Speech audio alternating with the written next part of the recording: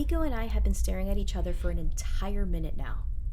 To say we are confused would be an understatement. I have this dreadful growing feeling that I may not be able to figure it out. As this competition has gone on, I feel like I've been slowly more reliant on luck.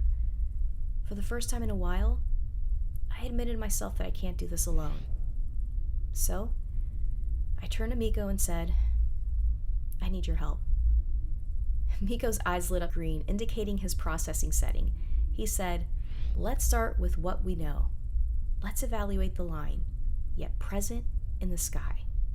Then he projected the nearest celestial bodies, asteroids, moons, and dwarfs. I've got to give it to this little bot. His projection is high def. All of a sudden, I was surrounded by Saturn and its moons, and I ran my fingers through the projected rings. Then I began maneuvering the projection, changing the viewpoint, zooming in and out of every angle and moon. Based on our position, Titan was dead ahead, steady within our path. Then I realized what had been bothering me. The word rooted. There are no known trees anywhere in the solar system except on Earth. So I zoomed in and started scanning Titan's terrains, looking for any reference of a tree. And then I found one so obscure, only someone who truly loved the culture of Earth, a true historian, would be able to solve this clue. I had MECO assess the terrestrial world and its approachability. Within a few minutes, our destination was set. Nimloth Collie's Titan. Before taking off, I made sure to strap on MECO this time, securely.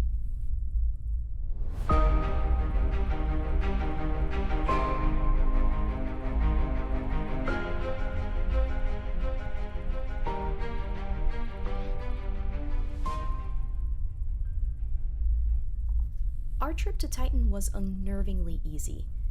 We landed smoothly, careful to avoid the many lakes and rivers of methane on Titan's surface.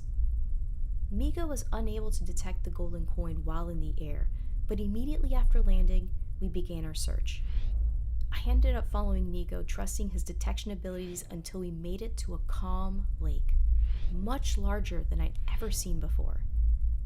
His detections indicated a large amount of metal, larger than usual. And then, I saw it. A box of some sort floating in the center of the lake, a decent swim away. Large rocks formed a broken path to the box, which meant I could either climb or swim. And to be honest, the idea of swimming in methane wasn't exciting. So, I decided to climb. As I began my way across the broken rock path and I looked back to MECO, his eyes were not their usual yellow, but blue. Serpio storms in shades of blue in the depths I've left for you. I made a mental note, because it seemed like MECO needed maintenance. I made my way across the lake, slowly climbing until I eventually reached the box. It was anchored to the bottom of the lake with a corroded chain that disappeared out of view. As I lifted the lid, I was met with an empty interior. I hardly had time to feel disappointed when, without warning, the box was yanked out of my hands at an alarming speed, pulled across the lake, leaving a giant wake. Knocked off my balance by the force, I slipped. All I heard was a startling beep from MECO before the methane pool engulfed me.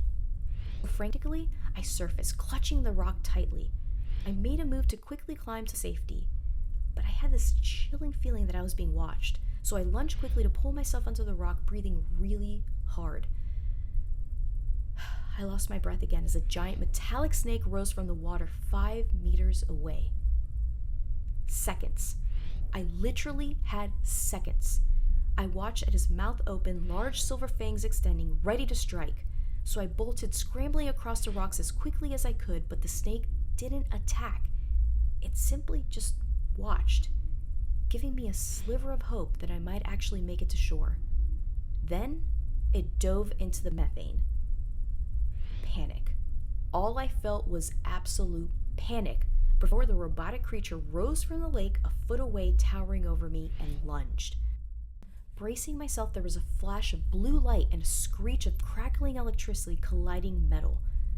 The ground shook as the creature landed, breaching across the stepping stones in front of me. I clung to the rocks in shock as I saw MECO on shore, coiling his many electrical cords back into his little metal body cavity.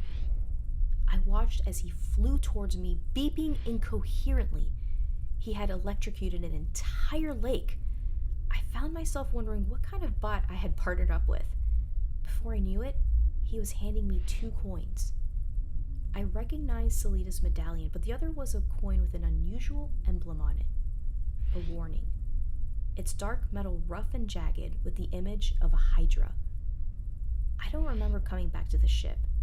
I just put one foot in front of the other and held MECO's little metal claw as he held me slowly, step by step, home. This is Luna Lightspeed, signing off from a sizzling situation. Later, tardigrades.